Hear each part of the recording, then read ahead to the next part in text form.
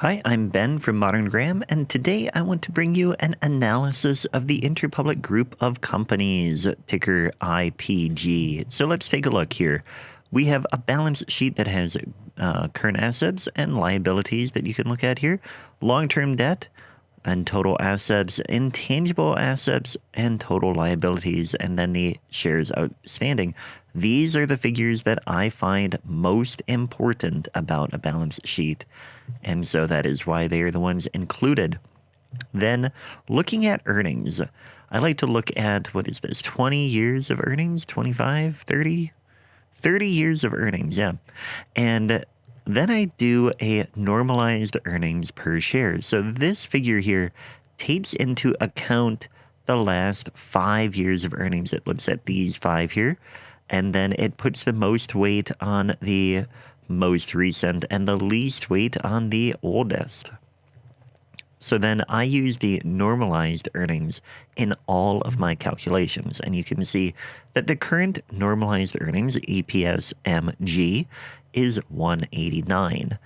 Then going back here, these are the last negative ones, all the way back. The regular earnings per share, the last time this company had a negative earnings per share was 2006, and the normalized earnings per share were negative in 2007. That was the last time that we saw negative earnings on their dividends. Let's take a look at that. The dividends per share have grown for several years now, and we last saw this company not pay a dividend in 2010. It had a stretch of about, 8 years? Yeah, 8 years that it did not pay a dividend. And that kind of coincides with where the earnings were really struggling.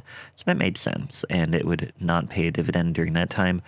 But since then, the earnings have been improving and we've seen a dividend. So then you can see the dividend yield here and the dividend payout ratio, which is currently 45%.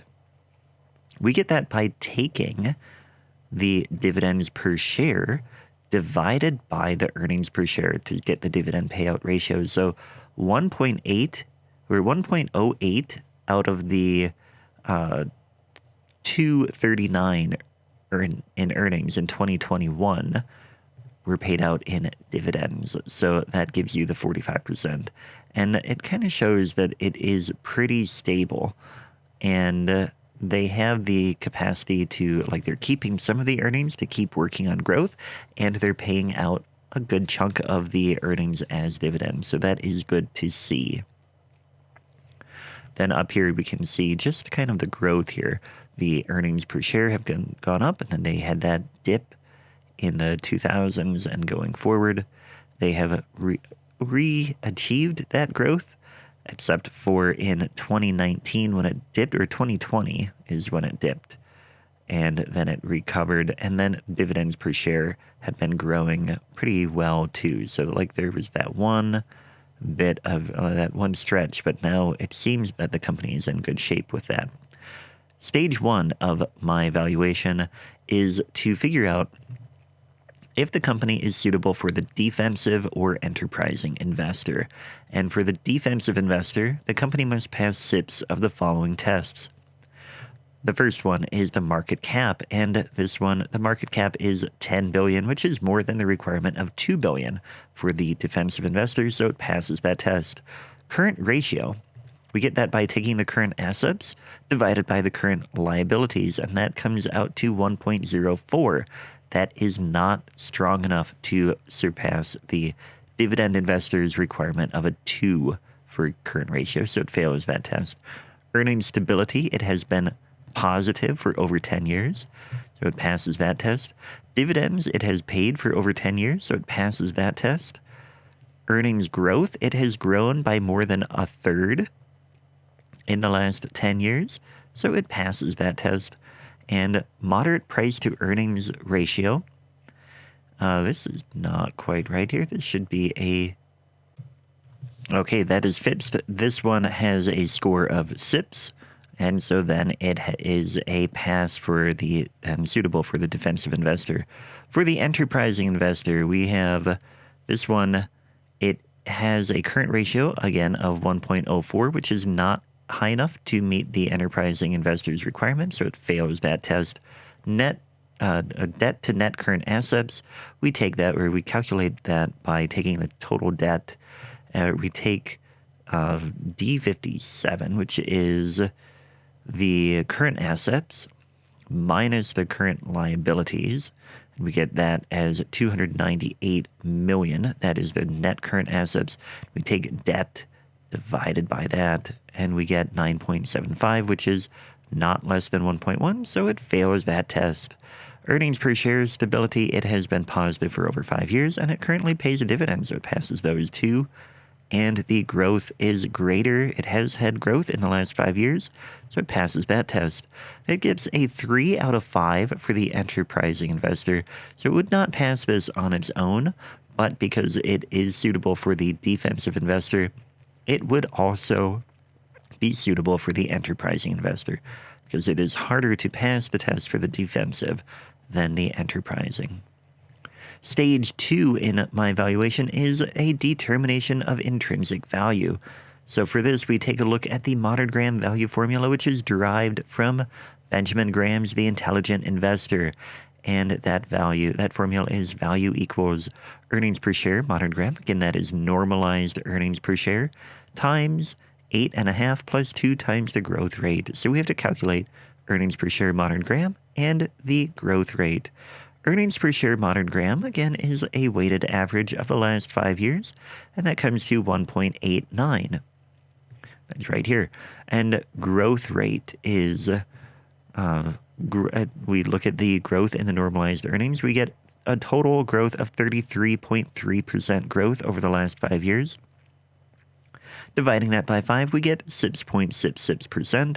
We have a safety margin in here, so that brings the growth down to 5%. Growth is such a major factor in this formula that you want to be very careful when you're estimating the growth, and that's why I put the safety margin in there. I think it is a key point for a safety margin to be involved. With a 5% growth rate and an earnings per share of 1.89, we get a value of $34.98. Now that, coming over here, is more than the current price, but here we also have another margin of safety of 70, or for anything to be rated as undervalued in my system, it has to be trading at below 75% of the intrinsic value. This one is just barely above that threshold, so it gets a fairly valued rating. That is where that comes from. Then we have a Modern Graham grade.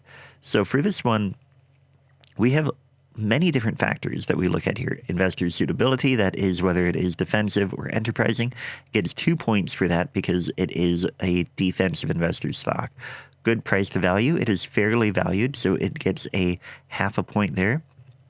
It is not trading below its Graham number, so it gets 0. The Graham number is a formula that is derived from some aspects of the intelligent investor's defensive investor requirements.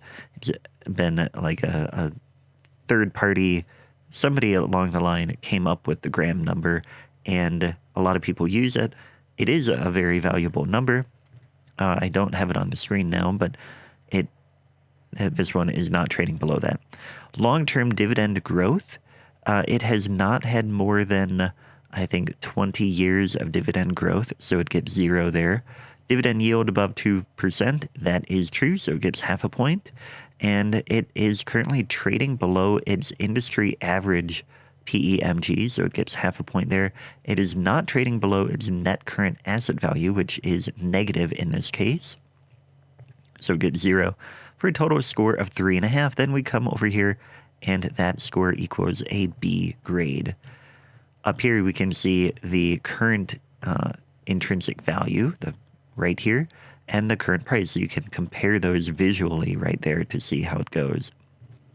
Stage 3 of my formula or approach is to do further research. So now you would want to look at this to decide, does it fit in your current portfolio? Would it be something that would be suitable for you individually.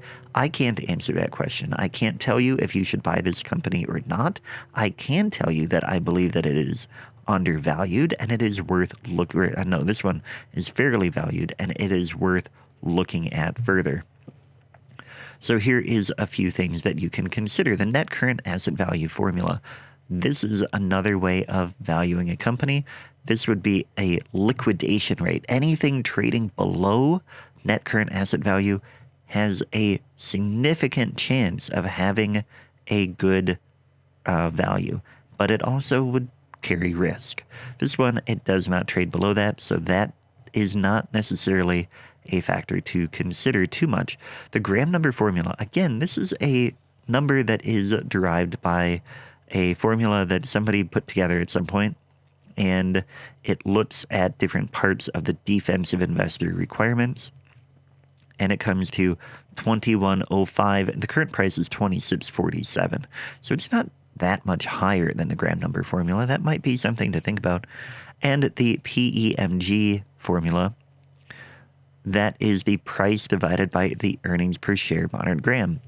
The PEMG on this one is only 13.99, so that is another valuation metric that some people like to use to see if it is a good price for like looking at the earnings multiple, and that is where you get that.